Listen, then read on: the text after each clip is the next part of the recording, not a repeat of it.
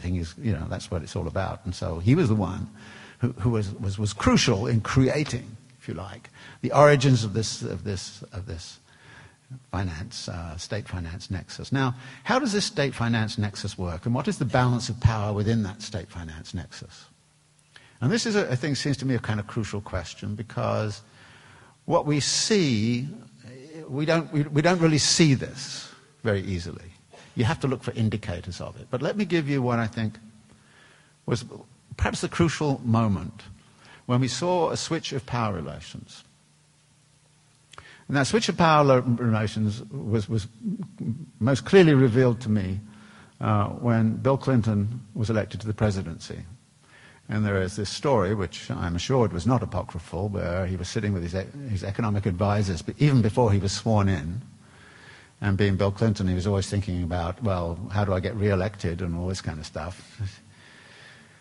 And he was asking his economic advisors, you know, what to do in terms of economic policy and how to do it. And the advisors were telling him things, and he was getting irritable and more irritable. And at the end, he burst out and he kind of said, "You mean to say my re-election chances and all of my economic policy has to be geared to the ideas of a bunch of fucking bond traders?" And the answer was yes. And look what Clinton did. He came in promising us universal health care. What did he give us? He gave us the WTO, he gave us NAFTA, he gave us the reform of welfare as we know it. He actually is partly to blame for this whole kind of subprime fiasco, because that's, you know, the 1990s, that's when you started to bottom feed in the housing markets. But that remark suggests that actually, at that point, political power was no longer in a position to dominate over financial power. And I think that's very critical to understand. Now, I tracked back a little bit, and I found a very interesting point where that general conclusion had been arrived at by the great guru economists. That in the wake of the stock market crash of 1987, Black Monday, you know, and I don't know, tremendous crash in the stock market, which was also connected to this sort of grumbling crisis of the savings and loan, in which more than 1,300 banking institutions went under in the United States. And at that point, William Isaacs actually threatened the banking sector with nationalization if they didn't clean up their act. So that period, 1987, there was and after that happened, people asked questions. They had this big meeting of all of the big guys, you know, Summers and Volcker and all those other people sitting around kind of saying, how do we understand what happened in 1987? And of course, being economists, they couldn't agree. But one thing that did come out as fairly consensual, that the United States was no longer in a position to decide unilaterally. That a crisis of that sort could not be managed simply by the US. It would require international agreement, international action. And I think that was before that, if things happened, the United States unilaterally would do this or unilaterally do that, or strong-arm people into doing something. It was the hegemon, as we call it. It dominated the world system. It was able to do what it wanted to. But in 1987, it suddenly found it couldn't do it. And thereafter, what we've seen is a growth, as it were, of this whole kind of question of where's the political power located that can manage this whole system? And we saw in the wake of Lehman Brothers that the G7 and the G8 were not enough, and we went to the G20. Notice what you're doing is you're looking. You get to a point right now when you look at it and you say, well, actually, the only way in which political power can now actually exercise power over the bond markets is by collective action. That is, there has to be almost a global government, which is going to actually consensually decide. It doesn't have to be a kind of, hierarchically organized, monocentric, but it has to be total agreement between them as to what to do and how to do it. What we saw in the wake of the Lehman Brothers was an immediate period of brief agreement between everybody. We've got to stabilize this system. After the system gets stabilized, roughly, then they all break apart and go their own way.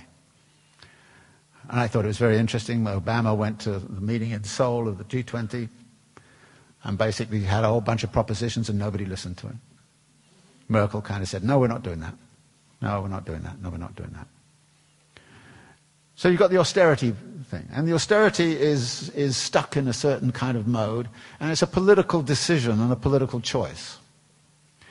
And I want to go back to, I think, to this very simple and overly simplistic idea, obviously, which is the political choice is being driven by class power. The political choice in this country is driven by class power, clearly. And this is what the Occupy Wall Street people are saying, basically. You know, we've got to confront that power. And it's very interesting. You know, I can't remember so many cops surrounding the Tea Party rallies. And they would turn up with guns, and maybe the cops kind of thought, oh, well, we better keep out of there, you know. But, you know, 100 students at CUNY, and we have something like 300 cops outside glaring at you, pushing you around. I mean, this is kind of, seriously, this seems to be a major threat to political power, simply to talk about social inequality and the inequalities of political power which go with it. The fact that the party of Wall Street, as I call it, owns both political parties. It owns Congress. But then I suppose it's done it ever since Mark Twain remarked that the Congress is the best that money can buy.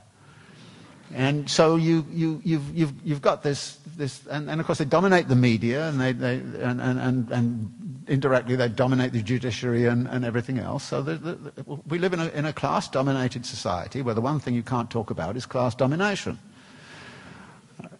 because there's something nasty about that. You know, you might be socialist or something awful like that.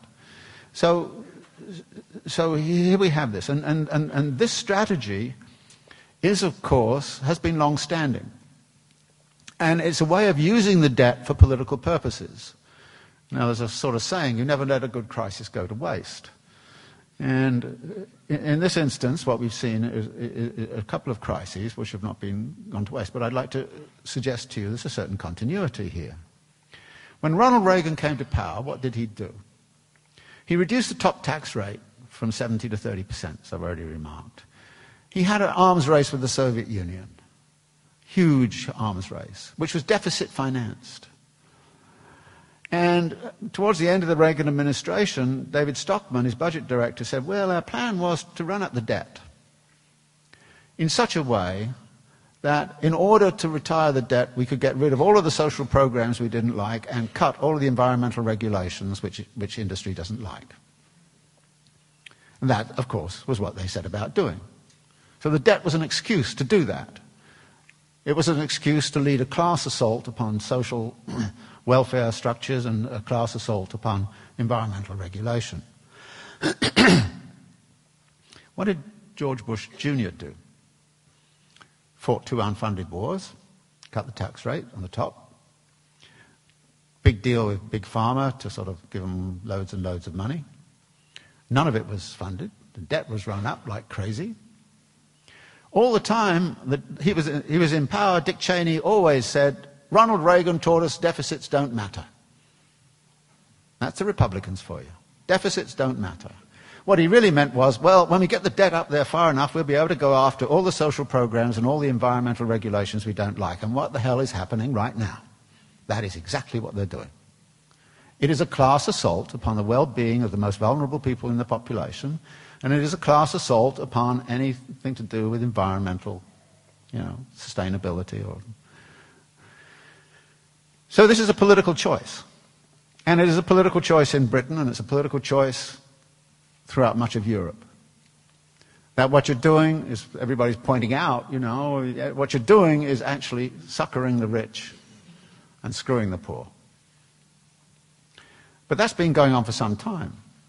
Actually, that's what the IMF did to Mexico in 1982.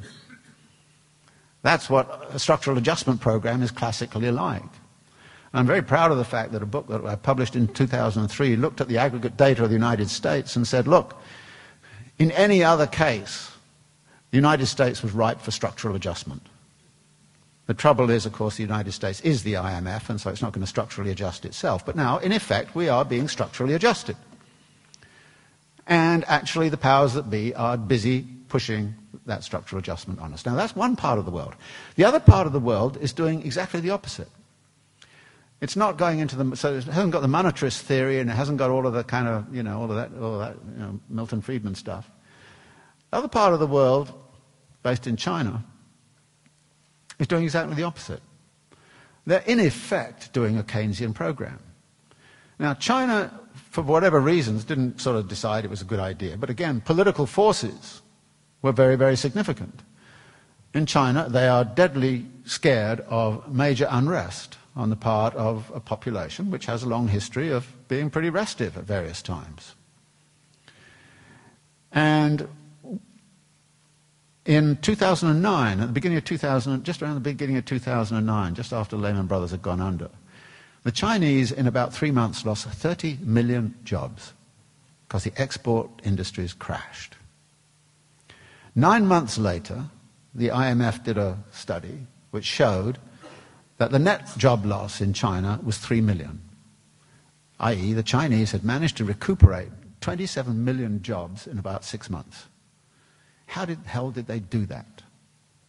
Well, one of the things they did was to launch an enormous physical infrastructural development program.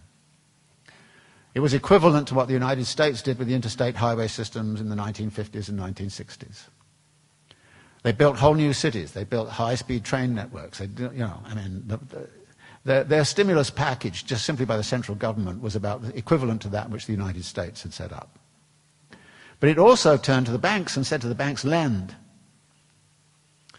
Now, there's a wonderful moment, if you've seen the movie Too Big to Fail, or read the book by Sorkin about Too Big to Fail, right at the end, after they've struck this deal and they've made the banks accept all this money.